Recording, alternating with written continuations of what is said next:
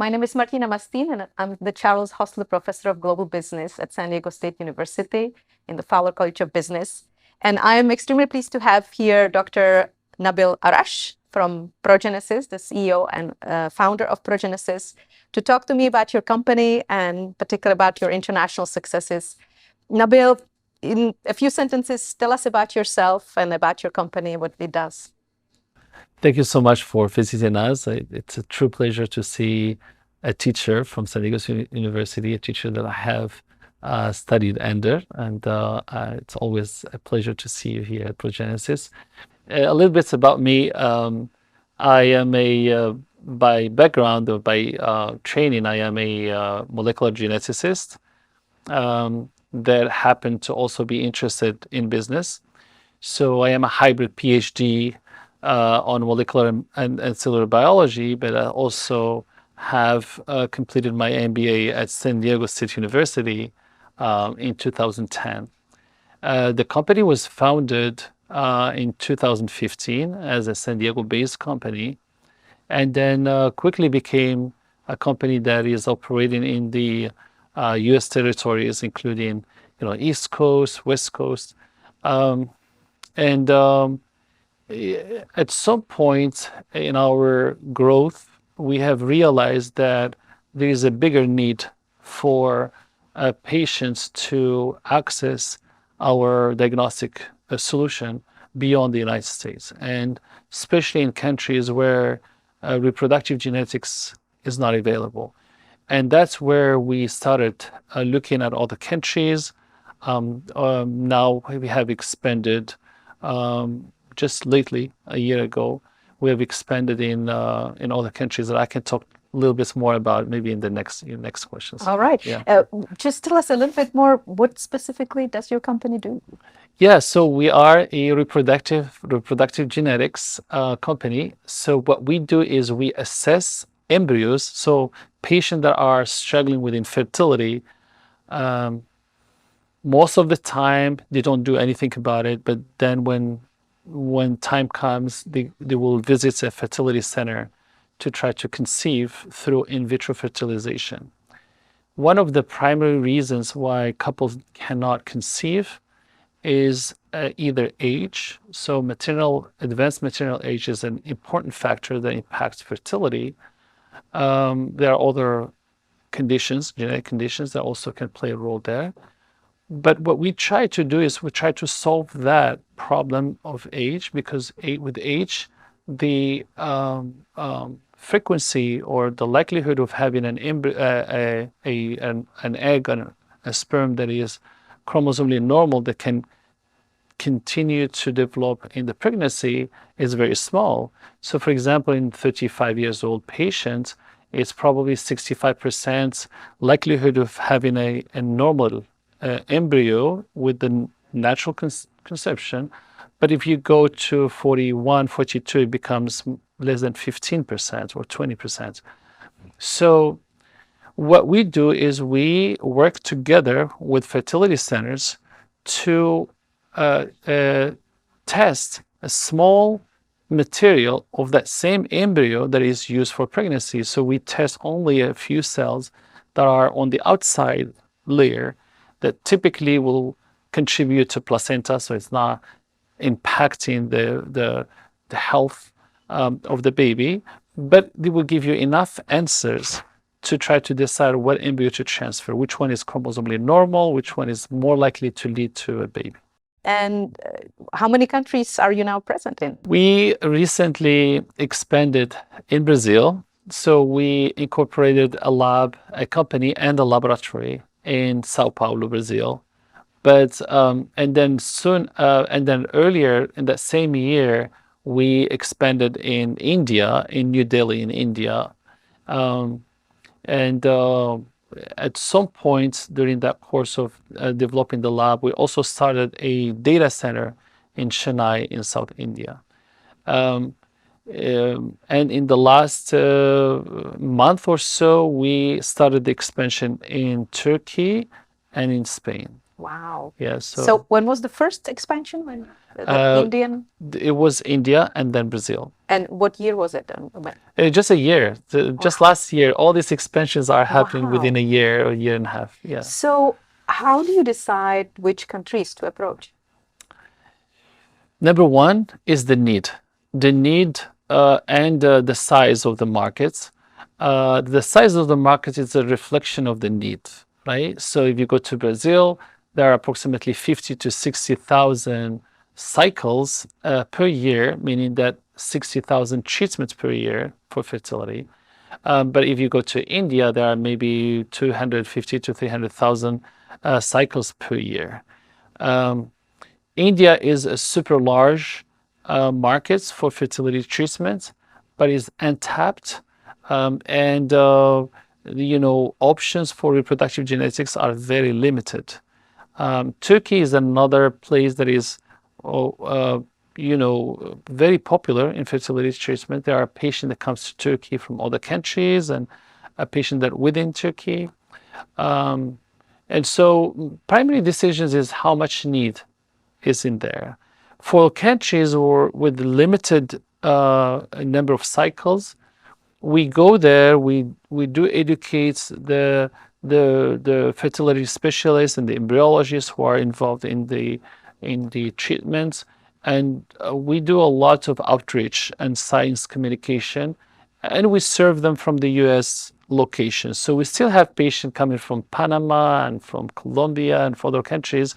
We do the same amount of efforts reaching out to them, just the laboratory location is in the US. So Nabil, when you decide that there's a country that has the sufficient need, sufficient market, how do you go about entering that market? What's the key to success?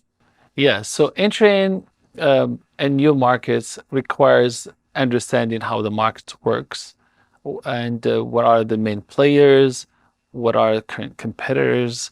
You have to do a little bit of market study or market research.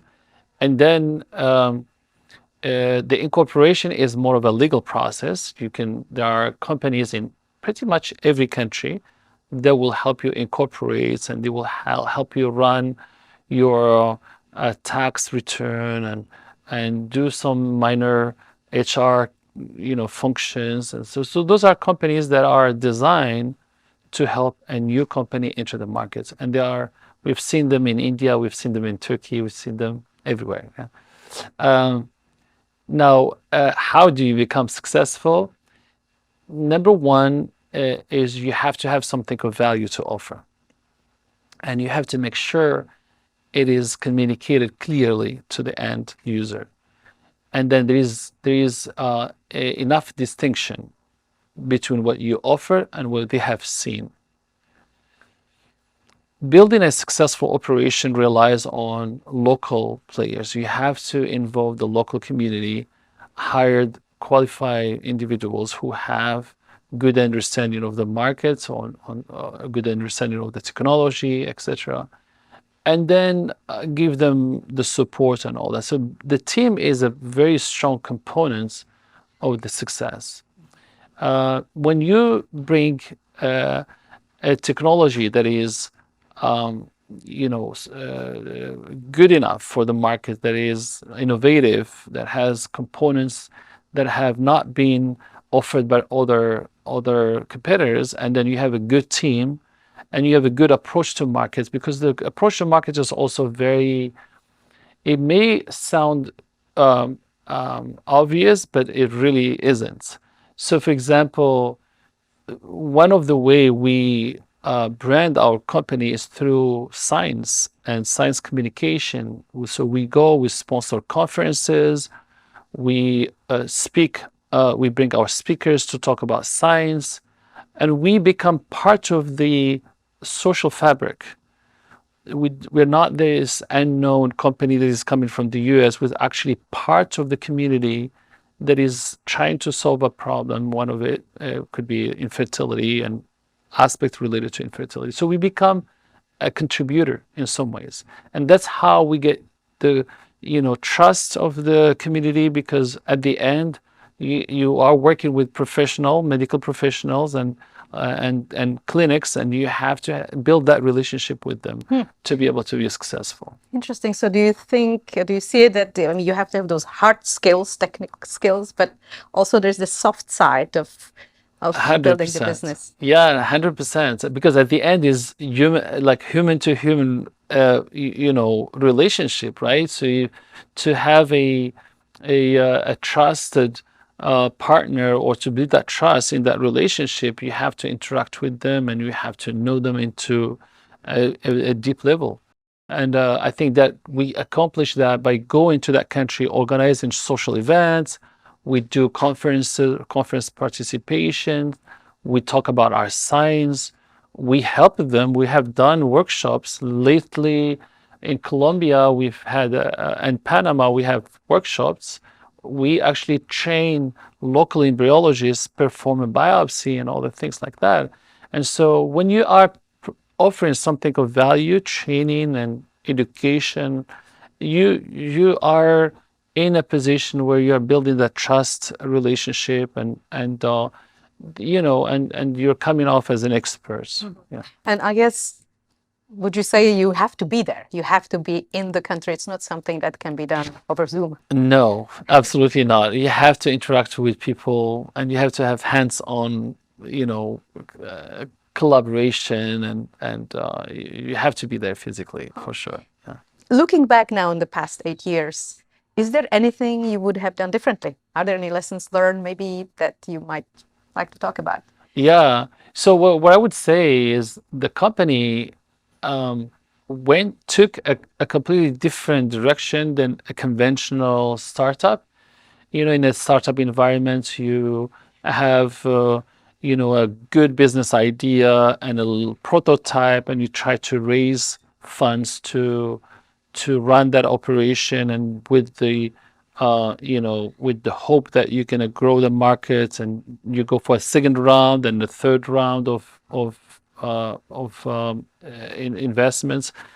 We have gone organic since day one and made sure that we are successful within that organic environments.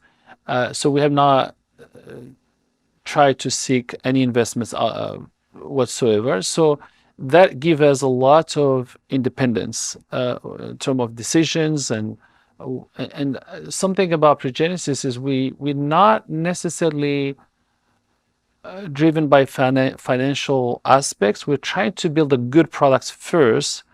Obviously, you have to be financially wise to be able to run a company, but it shouldn't be your first priority. Your first priority is really to build something of value that will help you grow long term.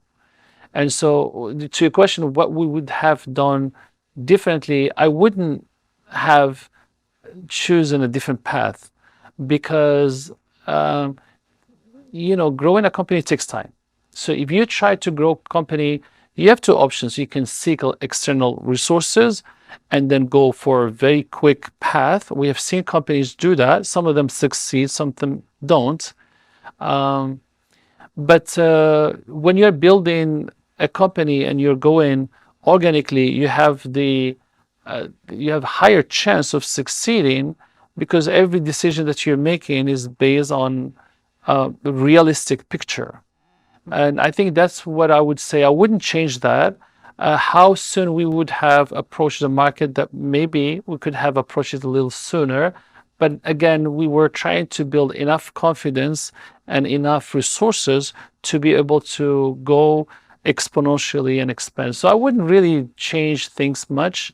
I think the story of Progenesis is a unique story, and I'm very proud of it. So are there other countries now on the horizon? Yes, we are currently working on expanding the laboratory practice in Turkey, and Spain is also in the works. So we have started our legal work there. We have acquired a system, electronic management system for patients that is used by many clinics currently, and we wanted to use that as our way of expanding our product line. And next to that, we are going to Japan. So I think within the next 4 to 5 years, we will be probably in 10 to 12 locations worldwide. So that's the picture. Um, Maybe one out of my last questions. You are a proud Aztec. You have graduated with an MBA about 13 years ago. What does the education you received in SDSU mean for you personally, professionally? Yeah, there is an emotional attachment to San Diego State University for obvious reasons. I think what I've learned from San Diego State University is the ability to communicate.